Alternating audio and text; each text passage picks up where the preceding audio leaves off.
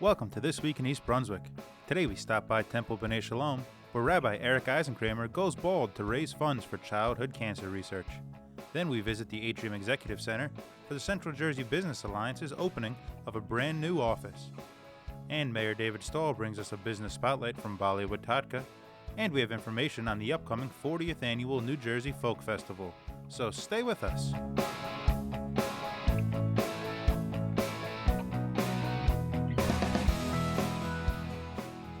This is Barbara Reese reporting for This Week in East Brunswick. Well, today, Rabbi Eric Eisenkramer, who's often known for his very handsome hairdo, is donating it for a very special cause.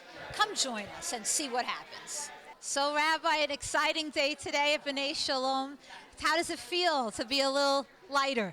It feels great. I was so thrilled that so many people came out to support us today, and that I was able to shave my head to support childhood cancer research. I was able to raise, with the support of my community, over $5,000, and all of the almost 100 rabbis together, we raised $500,000 for the St. Baldrick's Foundation, and I'm just so grateful for all the support that we received. Now, for those who aren't familiar, it's Shave for the Brave. Tell us a little bit about the St. Baldrick's Foundation. Sure. Every March, thousands of people across the country shave their heads to support childhood cancer research and St. Baldrick's Foundation. Since the year 2000, there have been over 200,000 heads shaved and $100 million raised for St. Baldrick's. And this is just a tremendous way. Only about 4% of cancer funds go to support childhood cancer research, and St. Baldrick's aims to change that. And this was part of a group of rabbis who worked together to do this event? Yes, two of my good friends and colleagues, Rabbi Phyllis and Rabbi Michael Sommer, lost their 8-year-old son to leukemia. It's just a terrible loss, and in response, they created 36 rabbis Shave for the Brave. And within the next couple days, the goal was to have 36 rabbis, and we have close to 100. And so in the next few days, there will be 100 bald rabbis across this great country of ours. This rabbi is an inspiration. It's an inspiration that someone would shave their head for kids with cancer and to help research cancer funds. It's particularly important for me because I had cancer and I lost my hair 2 times. So we have to get the word out to cure this cancer. It's important because it's a deadly disease and people die from it every day. We have to find a cure for this. So you had the honors of shaving the rabbi's head today. How was that experience? Wonderful. It is a pleasure once in a while to do something in our industry that isn't for marketing, that isn't for developing new business, that is just to do a good deed. And why is this particular effort meaningful to you? Because there were children involved. I have children. I think for any of us who have children or might not even have children, we know what it means for someone who is helpless to be ill. Anything we can do, anything. This was easy. All I had to do was come and shave someone's head. Anytime, anything for my community. And tell us a little bit about why it's personally important to you as a physician. I spend a lot of time in my practice taking care of patients with cancer and trying to prevent cancer as a professor at Rutgers Robert Wood Johnson Medical School. This is very poignant because people with cancer suffer a lot from, if they're lucky enough to survive, the side effects of cancer treatment are often disabling, uncomfortable, horrible to live with. So I feel like people need to learn that social action is not just about giving a check, but about giving your time, your effort, and yourself to help a charity. And for those who haven't had an opportunity to donate but would like to, how could they do that? We are accepting donations to the St. Baldrick's Foundation via the Temple B'nai Shalom website, www.bnaishalom.com, and we're very grateful for any support. It's all for a very good cause. Thank you, yes. And my head's a little cold, but I'm also very happy that we were able to do this. Well, we're looking forward to more donations for this wonderful cause. Thank you. Thank you very much. The Bald Rabbi is out. This is Barbara Reese reporting for This Week in East Brunswick. We hope you've enjoyed joining us for this very meaningful event at B'nai Shalom. If you would like to donate and haven't had an opportunity, please go to the Temple's website and donate for this important cause. Thank you. Hello, everyone. We're here today at the grand opening of the Central Jersey Business Alliance's ribbon cutting for our new offices at Atrium Executive Suites in Tower 2 in East Brunswick. And here with us today is someone I'm sure you'll all recognize, someone who was serving East Brunswick as a town councilwoman and now has become elected, the newly elected assemblywoman for the 18th District, Nancy Pinkin. Thank you, Ken. Thank you for having me here today, and congratulations on the opening for the Business Alliance. It's really super. Thank you. Thank you so much for taking time out of your schedule to be with us today, Nancy. So tell us, how's business doing in Middlesex County these days? Well, you know, I think the economy is still struggling. Everybody's working on trying to do everything we can to try to improve it. I think having the office here for the Business Alliance, one thing that I would like to do is have people from the Economic Development Authority come out and help the business owners in the area, or people who are thinking of starting a business, see what they can do to help them jumpstart a business. Many people know that much of our economy is based on smaller businesses, not the big companies, and certainly this is one way that we can help our residents and our businesses to succeed. That's wonderful. Do you have any resources right off the top of your head that you could suggest businesses who are struggling could contact within the state? Well, I think they can contact the Business Alliance, because the Central Jersey Business Alliance, because the most important thing about the Business Alliance is to network businesses together so that they can know how they can promote their services. Much of small business is based on that networking, and this day and age, every bit of networking that we can do really helps them to succeed. And it's not only it's making sales, it's making the connections, it's letting other people know about the services that they are offering. So there's many ways that we can bootstrap each other. I'm here now with Laura Hart, who's the Executive Director of Atrium Executive Center. Hi, welcome, Ken. We just want to officially welcome the Central Jersey Business Alliance. We're glad to be in partnership with you. We're so happy to have you as our newest tenant here. Well, thank you, Laura. You know, the floor looks beautiful. Everybody did such a magnificent job preparing it for our big event today. Thank you. Thanks so much. We're happy to get to know the people in the community, and we're thankful for the introductions that you've been making, and we hope this is a lifelong partnership. Well, thank you, Laura. You know, everybody that I've spoken to has only raved about the services that your company provides for local businesses. What was it that made you attract an organization like ours? Why are you so happy about having us here?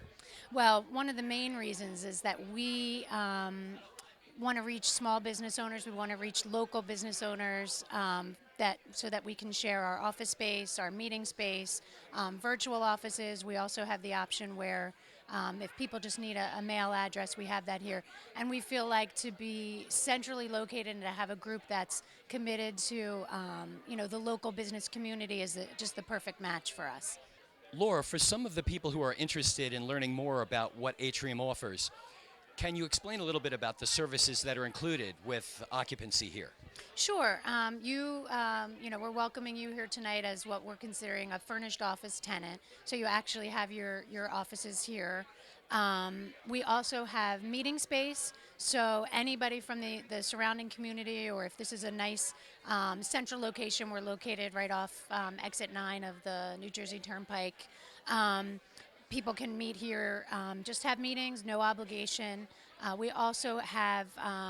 Your meeting room will accommodate about 60 people, won't it? Yes, we have different sizes, different configurations. We do training rooms, we have just boardrooms, conference rooms. They're all equipped with Wi-Fi, smart TVs, all the technology is set up for them so they can just... we also have a meeting coordinator, so all the coordinating of everything is done for them. And don't you also offer administrative services for tenants who might want that? We do. We have a lot of our tenants are small businesses and can't necessarily afford full-time or even sometimes part-time staff. So we have staff that's available just on an as-needed basis. We can, bill out in increments of 10 minutes if they only need 10 minutes help. We also partner with a graphic design firm that's also a tenant here at a discount. So if somebody needs assistance with business cards or a web design, that type of thing, we also have IT available on site as well. And I love the fact that you have protected parking and the security is second to none here. It really is. It really is one of the reasons why we chose this particular location. So for those of you who may be wondering what it's like to be able to rent offices at the Atrium Executive Office Suites, I'm here now with Haider Nakvi, who's an attorney who's been renting space here. Yes, sir. How are you? I'm great. You having a good time today? Absolutely I am. Yes, this is a wonderful, wonderful event. Thanks for having me.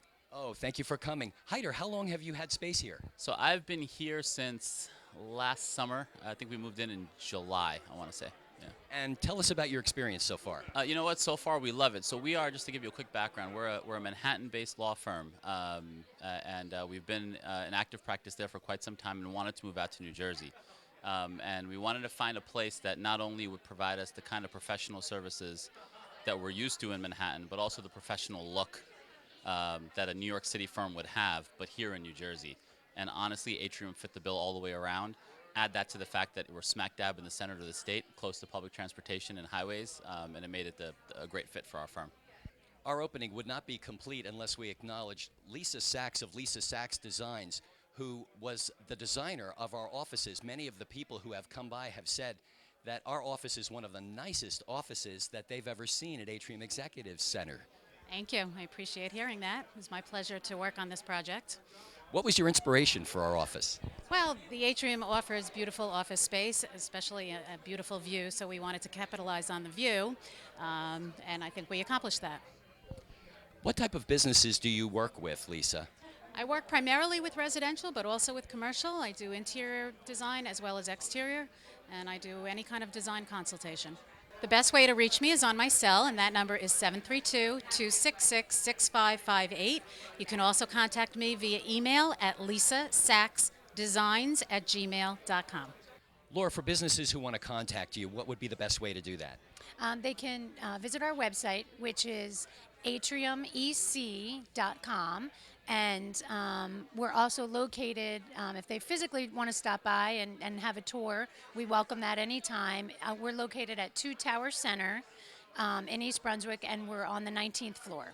And the phone number? It's 877-287-4861. Thank you, Laura.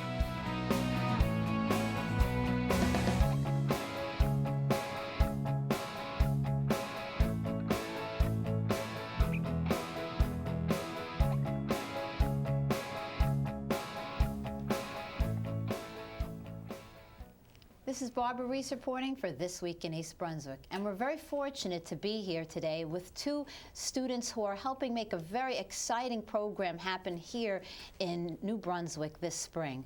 Welcome, Patrick, and we also have Alex with us today from the Folk Festival. Patrick Gore is our food vendor coordinator, and Alex DiGiacomo is our media coordinator. Welcome. Thank you for having us. Good morning. Good morning. So tell us, Alex, a little bit about, for those that are not familiar with the New Jersey Folk Festival, it is the 40th anniversary of this wonderful event here in the area. Tell us a little overview of what it's all about. Well, the New Jersey Folk Festival is a nonprofit organization. It's run by about 15 or so undergraduate students. It's overseen by our director, Dr. Angus Gillespie, as well as our assistant director, Michelle Yusay. And it's the festival really looks to highlight folk culture and folk life, and it looks to give people a chance to experience sort of cultures or styles of music that they wouldn't normally sort of encounter. In previous years, we've featured Garifuna cultures, Bulgarians, the Andes. This upcoming festival, we're doing something a little bit different, though. Instead of focusing on any one culture, we're instead focusing on sort of the history of the previous festivals and sort of how the festival itself came to be. And so the theme is sort of looking back as well as looking forward at the festival's history. And some may not realize that this festival started in 1975 with a few students. Maybe, Patrick, you could tell us a little bit more about how it all came together. Of course. The New Jersey Folk Festival began in the mid-1970s. It was started by Dr. Angus Gillespie, who was part of the American Studies department at Rutgers University. And his focus of study was folklore and folk culture. And this was in sort of the midst of the big folk revival movement that happened in the late 60s and early 70s in America with artists like Bob Dylan or Phil Oakes. And this movement sort of spread to New Brunswick in its own incarnation, which in the form of the Mine Street Music Collective, which were this small group of student and also local folk musicians from New Brunswick who gathered in this small church on Mine Street right off the College Ave campus. And there they wrote songs, performed, and had this little music collective going. So between Dr. Gillespie's focus on folk life and their new musical performances, songwriting, they collaborated along with a handful of students to create this festival that highlights different folk arts, crafts, aspects of folk life, and music and dance performance, which is one of the biggest aspects of it. And it's been going strong for 40 years since then. Every year now we have thousands of people come and visit the festival on Rutgers Day. And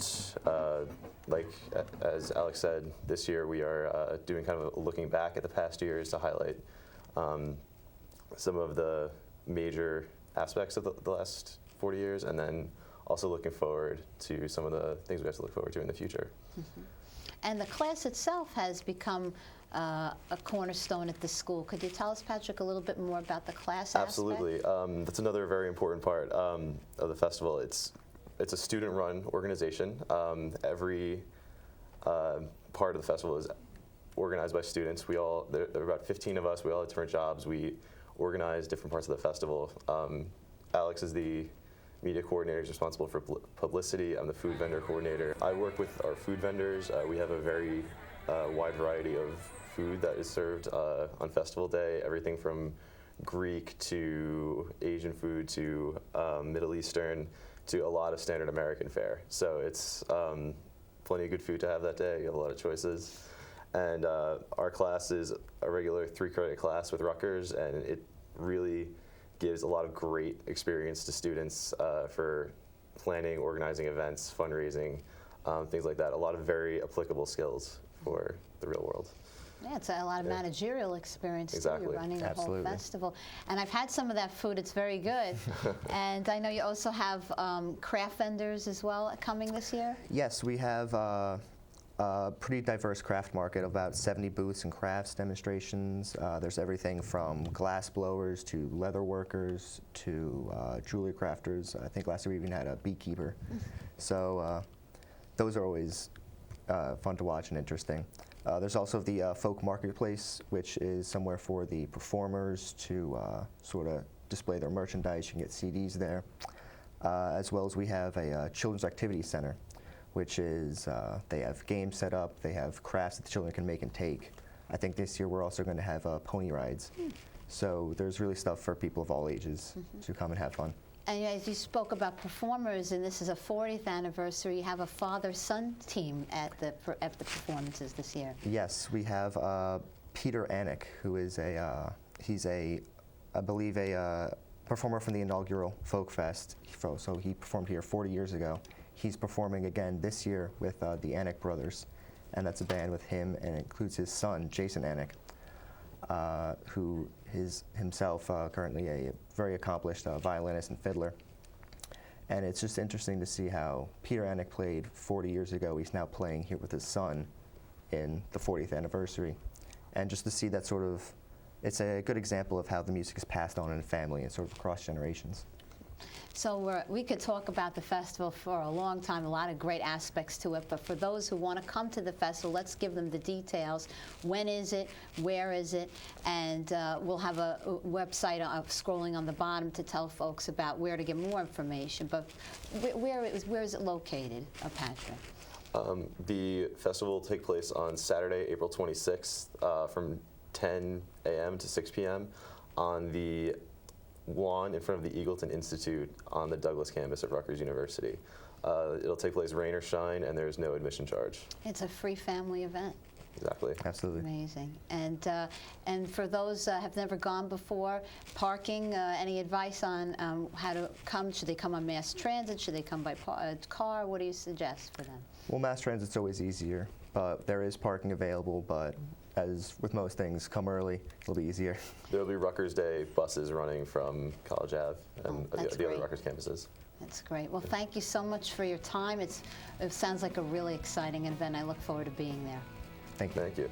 This is Barbara Reese reporting for This Week in East Brunswick. Thank you for joining us.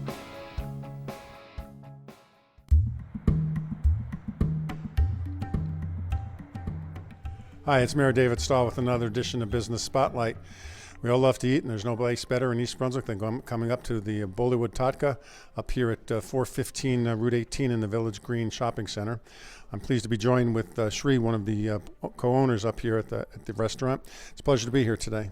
It's a pleasure to have you guys here too. I mean, Indian restaurant is there's not enough Indian restaurant in East Brunswick, and we thought we would come up with something that, as you said, food everybody wants to eat every time. So this is something that we came up, and we're getting good support from people around East Brunswick. Thank you.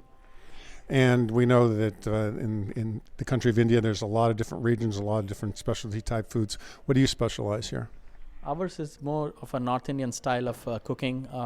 We have, as you said, there are different kind of flavors in India. We have the South Indian style, we have the North Indian style. We go towards the north of India, and that's the flavor that we cater to. What's the predominant flavors and the type of foods? We go by the bread. Our main is the bread and the meat dishes that we make, the chicken, the goat, and the naans that people know as the bread, the Indian bread. That's what we basically concentrate on. South flavors are more about rice, but ours is more on the meat side of it and the breads. And you use also the tandoori type cooking? Yes, we do the tandoori type of cooking. That's one of our key factor of being a North Indian restaurant. We have a tandoor in the back in the kitchen, and we do all our breads and a lot of meat dishes in the tandoor. For those that don't understand what that is, explain that.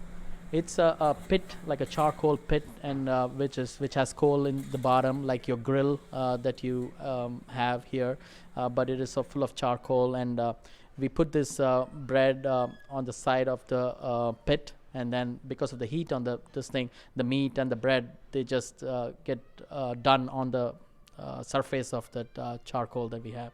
So a perfect marriage between different foods. Correct, exactly. What are some of the favorite dishes among some of your consumers here?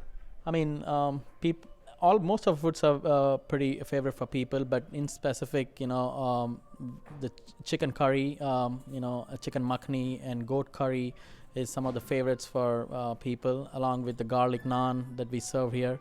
For the vegetarians, we have the paneer dish, which people think is tofu. Actually, it's not. It's cottage cheese, but since it gives the flavor of a tofu, people like that as vegetarian people who eat vegetables. So paneer makhni is also one of the favorite dish here. And are your chefs able to vary the level of the spices to individuals' taste? Yes, pretty much. I mean, I know a lot of local people, they want their food to be mild, and we cater to different kind of taste. The Indian food generally have the flavor in it, so it turns out to be a little hard for people, but we have a very good chef in there. He does a brilliant job in catering to both the locals and to the Indians, both this how mild, how medium, and how hot you need the food. And besides ordering particular dishes off the menu, you also have buffets? Yes, we do. Actually, we open 7 days a week. Mornings or afternoons, the lunch is always a buffet, and dinner is obviously a la carte. So we have buffet all the 7 days. What are the hours on the 7 days? The hours for Monday to Thursday, we are open from 11:30 to 2:30, and Friday, Saturday, Sundays, we are open from 12 to 3. That's for the buffet. And the evenings, we open pretty early at 5 o'clock, and we close until the last customer. It could be 10:30, depending on when the last person leaves. And people can call in advance for the foods to be ready if they want to just take it out? Yeah, sure. We do deliver. We, have people come and pick up. Yeah, so we can do both. I know your restaurant has also worked with Dr. Friedman in preparing a special light menu. Let's talk about that. I mean, these days, people are freak about maintaining their physique. They everywhere you see the calorie content, the proteins and stuff like that. So we thought, why not we go into something like that? And Kairotin is one of that, where we say that we also serve food that's, where we are calorie conscious about it, the proteins and carbohydrates, we mix everything, and we have a small menu for that where people can pick from that. So yes, we do also have that, and it's going on good. People look at it and they're excited, and we get people ordering out of it as well. Let's go back to some of the other type foods that you offer and talk in more detail maybe about some of the items.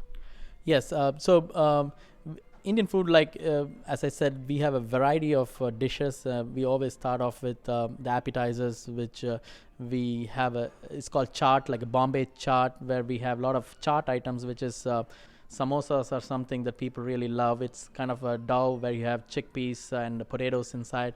That's a favorite for a lot of Americans and locals, as I would say, and a lot of other people as well. And then we go to the chicken dishes. Chicken tikka masala is a very famous dish that people love. Most of them order. I mean, blindly could go. You can never go wrong with that dish. So that's how people order it. Now let's just talk about your interior here, which is just beautifully designed. How did that come about? The decor is very important. The ambience when you come in and sit in a restaurant is more about the looks that makes you feel comfortable, and we want to show some ethnicity here. So that's the reason. And hopefully people like everybody. Yes, they come here. They say first thing they say, "Oh, very beautifully done restaurant." Thank you. It is gorgeous. I know we gave the hours before, but let's give a phone number for people for those takeout orders. The phone number here is 732-238-2352. And hours, as I said, we are pretty much open from 11:30. We take in orders also. We start taking orders from 11 o'clock in the morning for people if you want to deliver food. And we open pretty much till 3 o'clock in the afternoon. Beyond 3 also, even the buffet is closed, but we can take order from people. They can order, we can deliver food even after 3 o'clock. And then dinner we open at 5 o'clock, and we just don't close until the last person leaves, 10:30 or even beyond. Anything else that you'd like to add? Yes, of course. I would like to thank the community here, the people of East Brunswick, and of course yourself for promoting Indian business here. People come and they're very supportive of us, and we've been doing pretty good. Thanks to all the people who come here, support, enjoy the food, and really help us grow this business. And hopefully we will try to open much more of these in and around areas and fulfilling people's stomach, and so they enjoy some Indian food. Thank you very much. Well, I appreciate you spending some time with myself. I know the residents are going to enjoy not only our interview, but coming here and enjoying some of the delicious foods. The smells are incredible, as I can smell the chefs cooking in the back. So again, I would encourage everyone, as we say, we shop local, we eat local. Come try out the delicious food here at Bollywood Tadka at 415 Route 18 South if you've not been here before. Again, thanks for watching.